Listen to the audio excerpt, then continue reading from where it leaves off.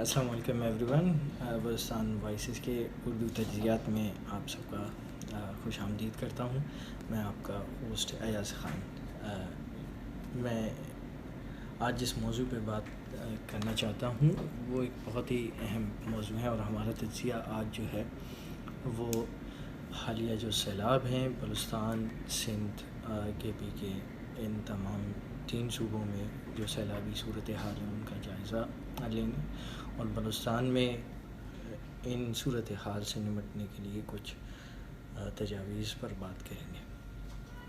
سب سے پہلے تو اس بات کو ہم مد نظر رکھیں گے کہ حالیہ جو مانسون کا جو اسپیل ہے، جو سلسلہ چل رہا ہے، یہ اس وقت 50 دن سے اوپر ہو چکے ہیں اس کو، اور لگاتار بارشیں ہو رہی ہیں دونوں صوبوں میں اور کے پی کے میں بھی، جن کی وجہ سے جو نقصان ہوا ہے مالی اور جو جانی نقصان ہوا ہے ان کا اسٹیمیشن تاہم ہمارے پاس پوری طرح سے موصول نہیں ہوا، چونکہ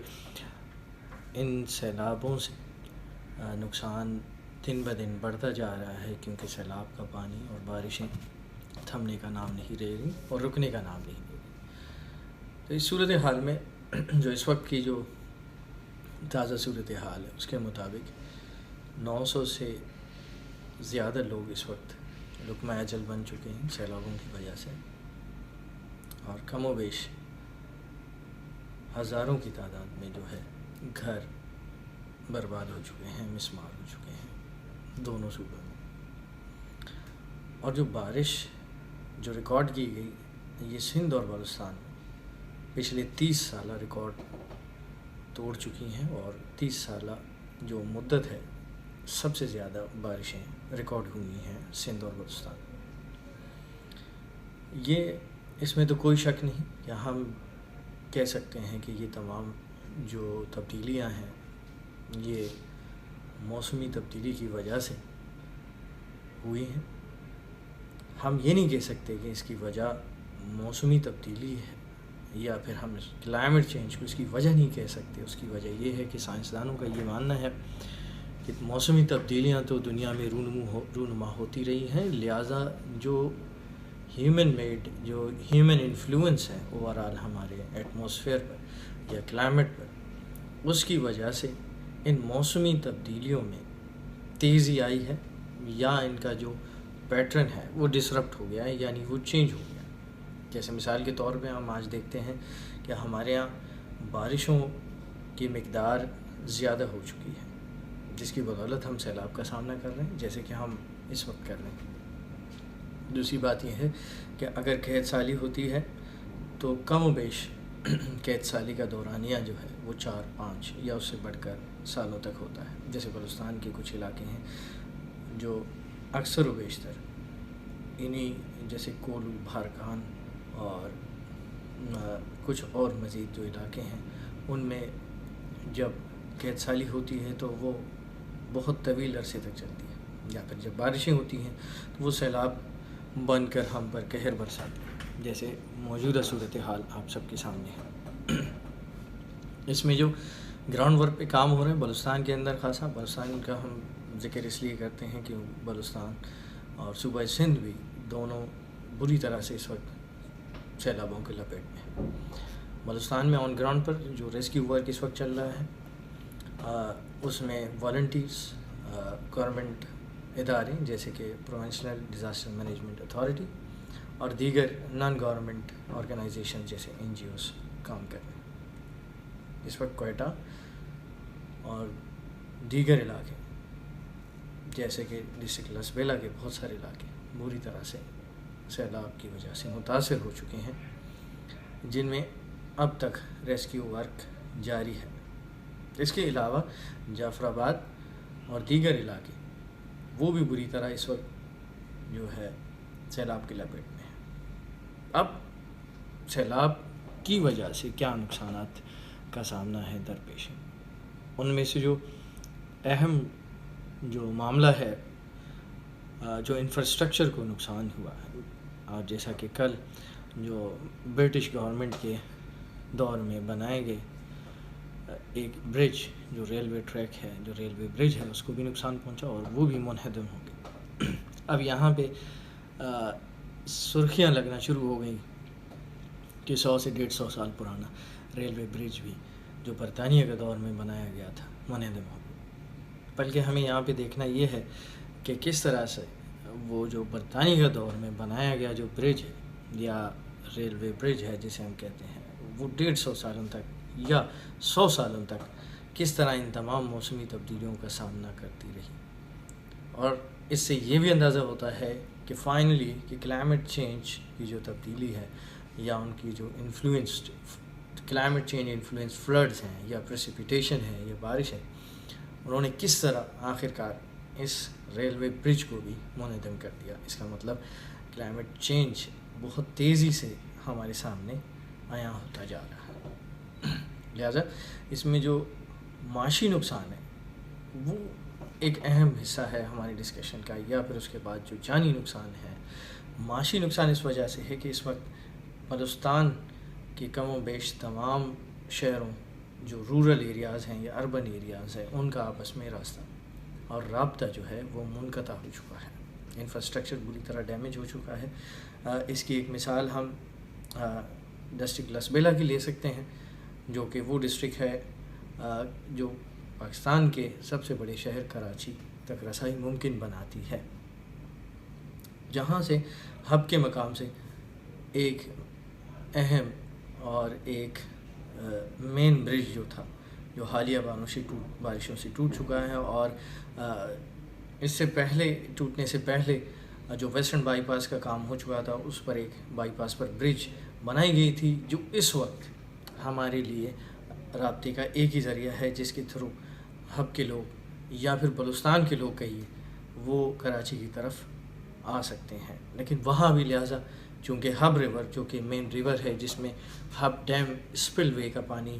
چھوڑا جاتا ہے، اس میں اس وقت پانی کا لیول جو ہے پانی کی جو سطح ہے وہ انتہائی بلند ہے، اور اتھارٹیز کا کہنا یہ ہے کہ ہو سکتا ہے یہ جو صرف جو ایک برج بچی ہوئی ہے جو ہمیں اس وقت کراچی اور بلوچستان کو آپس میں جوڑتی ہے، یہ بھی شاید منہدم ہو جائے اگر اس پر ہیوی ٹریفک جاری رہتا ہے، جس کی وجہ سے ہیوی ٹریفک کا بہاؤ جو ہے وہ روک دیا گیا ہے اس وقت مکمل طور پر، لیکن ہم چند گاڑیاں دیکھ سکتے ہیں وہاں سے گزرتی ہوئی۔ اب اس کا نقصان جو اکنامک نقصان ہے جو رپورٹس کہہ رہی ہیں، جو فار ایگزامپل ہم جو ویجیٹیبل مارکیٹ ہے اس کو دیکھتے ہیں، اس کی جو ورتھ ہے وہ بہت بڑی ہوتی ہے۔ فار ایگزامپل اس وقت ہب شہر کے اندر یا پھر دوسرے علاقوں میں جو ٹماٹر کی جو پرائسز ہیں وہ ہائی ہو چکی ہیں۔ فار ایگزامپل ہب میں 200 پر کے جی پر چارج کیا جا رہا ہے۔ This is because of just inaccessibility towards the market, کیونکہ کراچی سے جب کہ چونکہ اشارہ بند کر دیا گیا ہے اور برج بند ہے ہیوی ٹریفک کے لیے، تو ایک راستہ ہے تو وہاں سے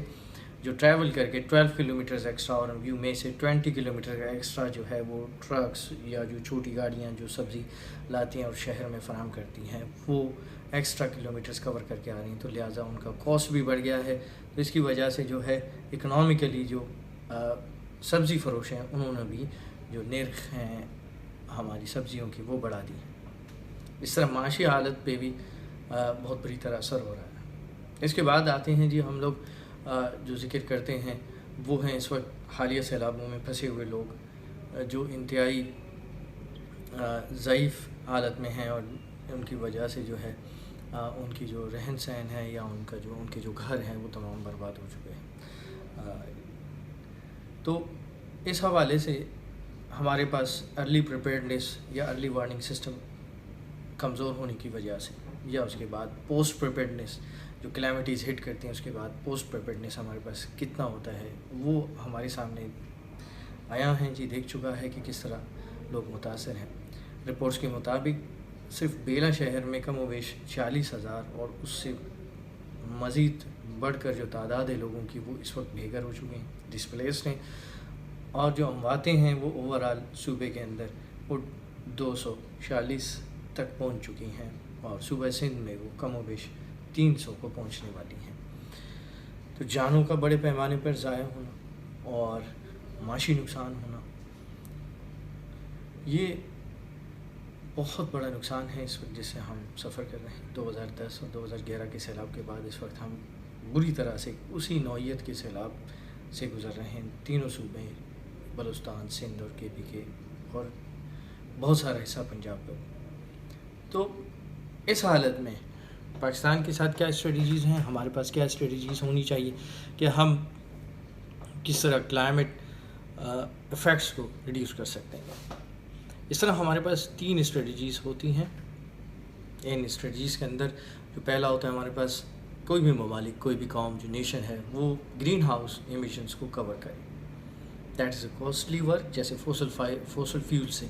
ہم کنورٹ کر لیں سولر انرجی، ونڈ انرجی، ان کی طرف جائیں گے، چونکہ پاکستان ایک انڈر ڈیولپنگ ملک ہے اور یہاں پہ ریسورس کانسٹرینٹ ہونے کی وجہ سے یہ ریپڈلی، یعنی اس عمل کی طرف تیزی سے جانا شاید ممکن نہیں ہو سکتا ہے اگلے 30 سے 40 سال یا 50 سالوں تک یہ پھر بھی ممکن ہو، لیکن اس وقت یہ ممکن نہیں۔ دوسری بات ہمارے پاس جو دوسری آتی ہے وہ کلائمیٹ اڈیپٹیشن کا، جس میں ہم کلائمیٹ اڈیپٹیشن کے اندر ہم یعنی اپنے انفراسٹرکچر، اپنا رہن سہن، this is on both levels, individual level پہ بھی ہے اور یہ نیشنل لیول پہ بھی ہو سکتا ہے۔ جیسے گورنمنٹ کے ادارے وہ اپنے فیصلوں کے اندر کلائمیٹ کو کتنا جگہ دیتے ہیں۔ فار انسٹنس اگر کہیں پہ کوئی ڈیولپمنٹ کا کام ہو رہا ہے تو how much are we taking the climate into our account before making it, یا لوگوں کو مد نظر رکھے کیسے on individual basis. For instance اگر میں کوئی ایگریکلچر یا کوئی فصل اگانے کی بات کروں، میں ایک فارمر ہوں، so how much am I concerned about climate change while doing that, کہ میں کتنا اس کے اوپر اویئرنیس کتنی ہے ہمارے پاس، اور میں اس کو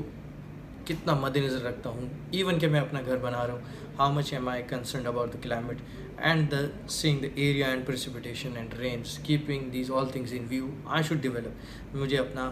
گھر جو ہے یا اپنا جو انفراسٹرکچر اس طرح ڈیولپ کرنا ہوتا ہے۔ اڈیپٹیشن یعنی اس سے جو ایک اہم بات جو ہمارے پاس آتی ہے جو وہ ہے لوکل گورنمنٹ کو امپاور کرنا، اس حوالے سے اپنی ایک پالیسی رکھنا۔ بلوچستان کے ساتھ جو اس وقت انوائرمنٹل پروٹیکشن ایکٹ ہے ہمارے پاس 2012 کا، وہ موجود ہے، اس میں یہ تمام چیزیں ڈیفائنڈ ہیں، لیکن بدقسمتی سے ان پر عمل کرنا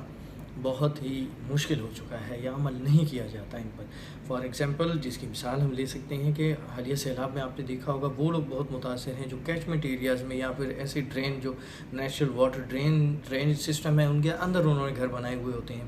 اینڈ جب پانی آتا ہے تو دے آر موسٹلی افیکٹڈ اور جانی نقصان کا خطرہ بھی بڑھ جاتا ہے۔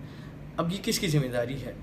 ہاؤسنگ اسکیمز کو دیکھنا، ہاؤسنگ ایریاز کو دیکھنا کہ وہ کہاں بنائے جا رہے ہیں، are they on a critical juncture کہ وہ آگے چل کر کلائمیٹک افیکٹس کی لپیٹ میں آ سکتے ہیں، ان کو کتنا نقصان ہو سکتا ہے۔ These all things fall in the local government, اور جو نچلی سطح پر جو لوکل گورنمنٹ ہے، جو کمیونٹیز ہیں، ان میں ان کو مد نظر رکھنا ہوگا اور لوکل گورنمنٹس کو اس حوالے سے خاص کر بلوچستان میں امپاور کرنا ہوگا کہ وہ ان چیزوں کو دیکھیں، ان پر مد نظر رکھیں۔ کلائمیٹ اڈیپٹیشن ہمارے پاس چونکہ ہم ایک انڈر ڈیولپنگ کنٹری ہیں، یہاں پہ ہم جیو انجینئرنگ کی طرف، جس میں ہم بہت سارے میتھڈز اڈاپٹ کر کے ہم دیکھیں کہ ہم اپنی جو زمین ہے، جیسے فار ایگزامپل جس میں ہم ایٹماسفیئر کے اندر، اسٹریٹوسفیئر کے اندر جو ہمارے پاس ایروسولز کے پارٹیکل ہیں، ان کو ہم کیونکہ زیادہ کرنے کے بعد ہم زمین کو کول کر سکتے ہیں، لہٰذا these are all scientific base things which we might not be able to do right now, کیونکہ ریسورسز کی ضرورت ہوتی ہیں، یا پھر we are talking about conversion from fossil fuels towards renewable resources, جیسے ہمارے پاس جو ہوتے ہیں نیچرل ونڈ ہے یا واٹر ہے، ان کی طرف موو کرنا شاید اس وقت ممکن نہ ہو۔ تو اس وقت ہمارے پاس پاکستان جیسے کہ ایک انڈر ڈیولپنگ کنٹری، تو ہمارے پاس جو اہم جو آپشن ہے وہ کلائمیٹ اڈیپٹیشن ہے۔ ہمیں کلائمیٹ اڈیپٹیشن کی طرف جانا ہوگا اور اس کو مزید اپنے پالیسیز کا حصہ بنانا ہوگا۔ میں یہ بتاتا چلوں کہ پاکستان میں جو لاز ہیں وہ 2012 کی کلائمیٹ پالیسی ہمارے پاس موجود ہے، اور اس کے بعد ہمارے پاس جو سب سے اہم ایک پارٹ ہے وہ ہمارے پاس ہے پاکستان نیشنل سیکورٹی 2022 اینڈ 26 جو ہمارے پاس موجود ہیں۔ اس میں thanks to our policy makers and law makers کی جنہوں نے اس کے اندر کلائمیٹ کو بھی مد نظر رکھا، جس میں فوڈ سیکورٹی اور کلائمیٹ اڈیپٹیشن کا بھی ذکر ہے، تو یہ ایک خوش آئند بات ہے کہ ہماری پالیسی کے اندر اس کو اڈاپٹ کیا گیا ہے. بٹ اب دیکھنا یہ ہے کہ اس کے اندر ہم کس حد تک جو کلائمیٹ اڈیپٹیشن ہے اس کو ہم اپنے پالیسیز اینڈ لاز کے تھرو اس کو امپلیمنٹ کرنے کی کوشش کرتے ہیں اور اس میں کتنا کامیاب ہوتے ہیں. اور جو ہمارا فیوچر ہے وہ اس وقت میں دوبارہ اس پر اسٹریس کروں گی، اس وقت وہ کلائمیٹ اڈیپٹیشن کی طرف ہی ہم جا سکتے ہیں، کیونکہ ہمیں کلائمیٹ اڈیپٹ ہونا پڑے گا in order to continue our daily routine and the other things. ٹھیک ہے جی. So that is what we have to do and that is part of our analysis today. Balochistan voices کے اردو تجزیات کو سننے کا شکریہ. میں آپ کے ساتھ آپ کا ہوسٹ مزید اس طرح کے ٹاپکس پر بات کرتا رہوں گا، تو ہمارا چینل ضرور سبسکرائب کریں اور اردو تجزیات بلوچستان وائسز کے اردو تجزیات کو ضرور سنیں اور دیکھیں. شکریہ.